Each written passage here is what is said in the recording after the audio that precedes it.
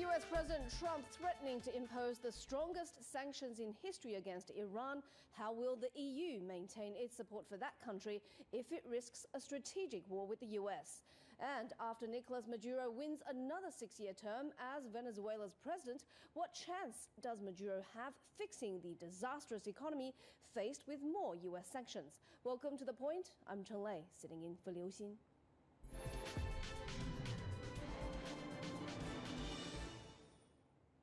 The US has vowed to impose the strongest sanctions ever against Iran, a move that some say may be aimed at regime change. US Secretary of State Mike Pompeo on Monday unveiled the new Iran policy a week after the US pulled out of the 2015 Iran nuclear deal. Within hours, Iran's President Hassan Rouhani fired back at Pompeo, asking, "Who are you to make decisions about Iran?"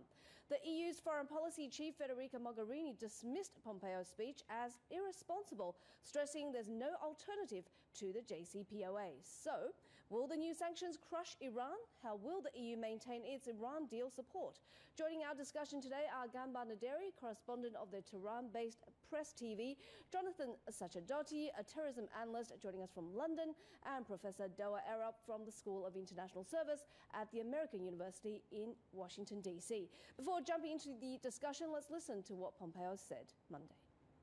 The sting of sanctions will be painful if the regime does not change its course from the unacceptable and unproductive path it has chosen to one that rejoins the League of Nations.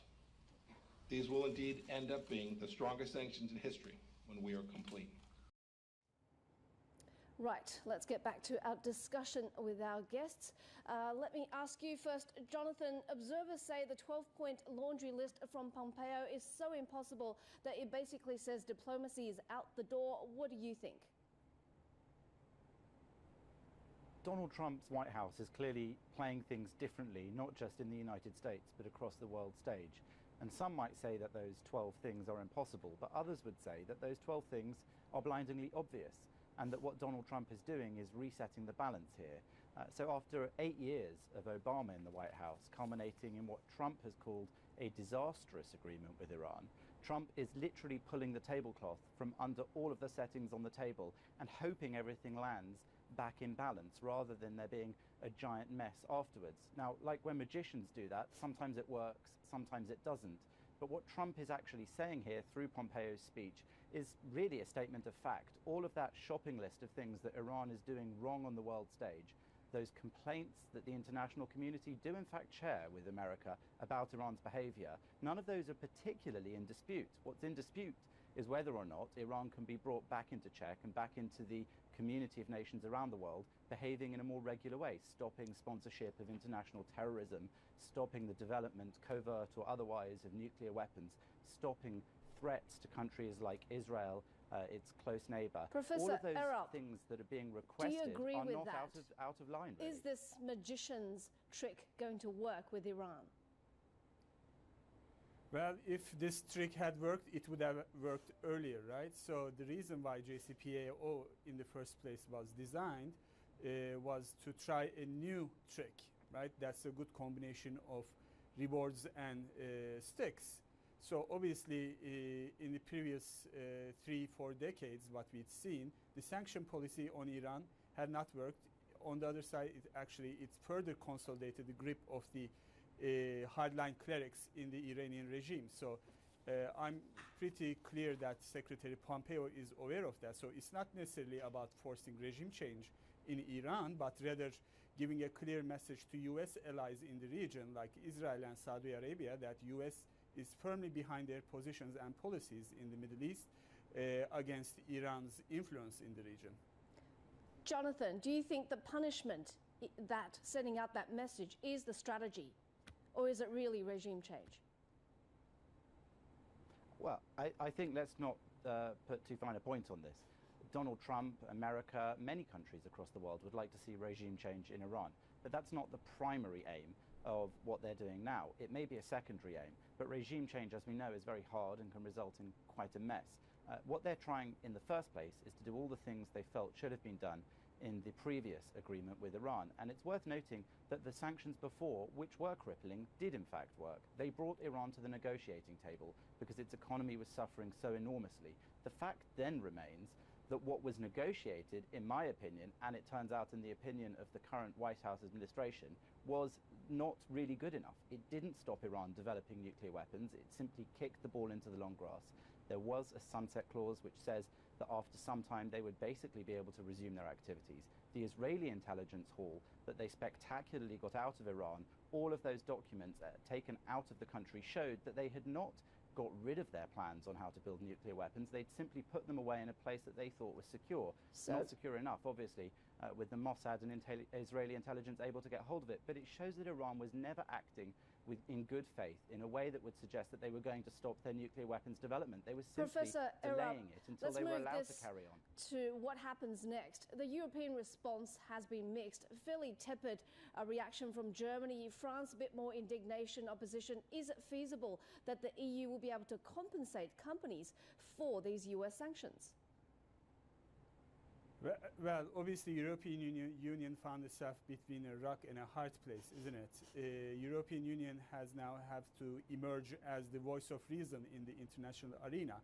But while doing it, EU also has to find a way, some sort of a compromise with the United States that it would still be able to protect the interests of the European companies in the United States while still upholding the JCPOA deal. So that obviously is a difficult case, as we've seen recently with Total's announcement that it's going to withdraw from the deal that it struck with the Iranian government earlier. So obviously the burden would fall rather on the shoulders of the prominent EU governments rather than Brussels. So in the coming few weeks, we would expect to see more determinant moves by some of the European leaders to protect the Iran deal. Do you think it's feasible that the EU will be able to stick to the deal, Jonathan? Not really, and I think that that's another interesting feature of what's happening here. Donald Trump is making decisions on the world stage that might seem unpopular with other countries. This is one example, the scrapping of the JCPOA. Another is the moving of the US Embassy in Israel to Jerusalem, acknowledging something that had been talked about for decades in the US. What's interesting about these sorts of foreign policy moves is not that they come from a lunatic president, which is the accusation from many. It's that, in fact, America is resuming its position of leading the world. And while the European countries in particular might not want to follow on either of those cases, but specifically we're talking about the Iran nuclear deal today, they may find that they have to, because while they're trying to negotiate with Iran in order to keep those very lucrative business ties that they're in the process of resuming after the sanctions were dropped, they may find that the punishment from the US, and that's been made very clear to them, it may be painful for them, but if they're not with the US, they're against it on this. They may find that they have to choose between Iran and the US, and I like to think that the European Union and European governments, however strange in some of their foreign policy behaviour, will know which one of those is their true ally and which one of those is their true trade partner. So ultimately, this all comes down to money, and that's something that Donald Trump really understands. Ganba, I know you're joining us via phone from Tehran. I'm not sure if you heard what our guests were just saying, but Iran is asking Europe to create the conditions which would encourage private companies in the EU to function in Iran. Is that possible, and what does that entail? Well, this is a very complex situation for the time being. We don't know Europe, how Europe is going to react, whether it is going to stand against the pressures, imposed by the Trump administration. But at the end of the day, we have to think about our own national interests. And as our president made it absolutely clear yesterday, who is the United States government to tell us what to do and what not to do in the Middle East, let alone in our own country? They want us to sit down again for negotiations and start all this, theater all over again and trust the United States. How is it possible to trust the United States? The same regime that a couple of days ago, its president did exit from the nuclear deal and violated a deal that was sanctioned and ratified by the UN Security Council, and at the same time endorsed by the rest of the UN Security Council member states and the EU and plus Russia and China. This was a huge win-win deal for everybody, for the international community, and it was for international peace and security. But the Trump administration decided to walk out just like that. and now they are expecting us to listen to them and and do exactly 12 demands that they are making from us, which, by the way, it is wishful thinking. Iran is not going to forego its national interests, let alone leave Syria or Iraq, just as the Trump White House wants us to do. We were there to support them in the war against terror. We will leave if they want us to leave. But at the end of the day, Iran is not going to trust the United States again and deal and write another deal with them or sign them. So, Gamba, is this going to move Iran closer to China and Russia? Absolutely. We don't trust the West. We don't trust the European Union because they are going to do what exactly America wants them to do. But China and Russia have independent policies. China stood with us. China helped us to sign that nuclear deal, reach that important agreement. Russia was standing beside us when they tried to impose sanctions on us at the UN Security Council. So we trust these two nations only. They are our number one allies, and we'll stick to them. If they want us to do something and they ask us to do, we will do it because we know that at the end of the day, they mean good, unlike the United States and Europe. And they are reliable partners. When America imposed so-called crippling sanctions against us a couple of years ago, China has been here for more than 20 years. Chinese companies have been here for more than 20 years. They are doing business with us. We trust them. We are doing business with them. It's a win-win business for all of us, and we are more than ever willing to continue this lucrative business with them. But if it is about European Union, they have to prove at the end of the day that they can be trustworthy and they mean business, and they actually do it in real terms without accepting any demands from the United States. We have to wait for a practical reaction from the European Union. We haven't seen that.